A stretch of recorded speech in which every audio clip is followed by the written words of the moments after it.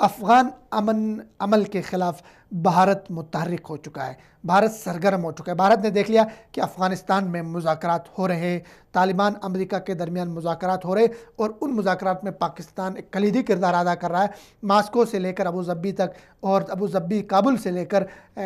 سعودی عرب کے دارالحکومت ریاض تک، یہ 4 راؤنڈ جو مذاکرات کے ہو رہے ہیں اس میں پاکستان ایک بھرپور کردار کے ساتھ موجود ہے، تو یہ بھارت سے ہضم نہیں ہو سکا۔ بھارت کی یہ خواہش ہے کہ وہ ان مذاکرات کو سبوتاژ کرے، ان مذاکرات کو ناکام کرے۔ امریکہ اور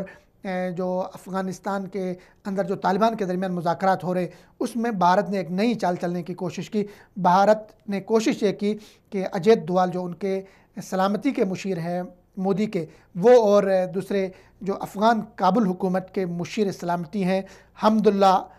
صاحب، ان دونوں نے مل کے جو ہے کوشش یہ کی کہ کس طرح امریکہ کو طالبان کے ساتھ مذاکرات سے روکا جائے اور ان کے جو کابل حکومت ہے اس کو مذاکرات میں انوالو کیا جائے۔ چونکہ آپ کو یاد ہوگا کہ کابل حکومت نے پیشکش کی تھی مذاکرات کے لیے طالبان کے ساتھ، لیکن طالبان نے ان مذاکرات کی پیشکش کو قبول نہیں کیا۔ طالبان نے ان مذاکرات کی پیشکش کو ریجیکٹ کیا، انہوں نے کہا کہ ہم براہ راست آپ سے مذاکرات نہیں کریں گے، بلکہ ہم آپ کو جس طاقت لے کر آئی ہے اقتدار پہ اس سے ہم مذاکرات کریں گے۔ تو اس کی وجہ سے جو بھارت افغانستان میں 18 سال سے موجود تھا، اور بھارت میں آپ کو یہ بتاتے چلوں کہ بھارت نے افغانستان میں $2 بلین امریکی وہاں پہ سرمایہ کاری کی افغانستان کی زمین کے اوپر۔ بھارت کا مقصد یہ تھا کہ وہ بھارت افغانستان میں خود کو موجود پا کے پاکستان کی سرحد پہ اپنے آپ کو کھڑا کرے گا، اور جلال آباد سے لے کر قندھار سے لے کر مختلف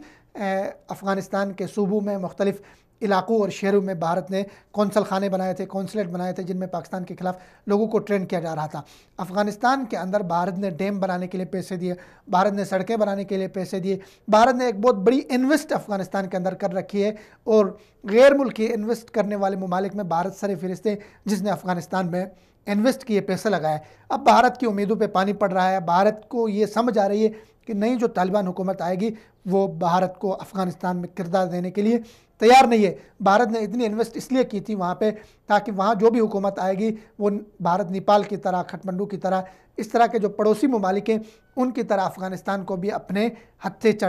پہ کر کے رکھے گا۔ لیکن بھارت کو معلوم نہیں تھا کہ یہ وہی افغانستان ہے جہاں سے غزنوی کبھی چلا تھا، یہاں سے اٹھنے والوں نے سومناتھ کے مندر کو توڑے تھے۔ تو افغانیوں کی انہوں نے تاریخ نہیں پڑھی تھی، اور وہ بھارت افغانستان میں بیٹھ کے نیک نیتی سے انویسٹ نہیں کر رہا تھا۔ انویسٹ پاکستان نے بھی کی، یونیورسٹیاں پاکستان نے بھی بنائی، سڑکیں پاکستان نے بھی بنائی، اور پاکستان نے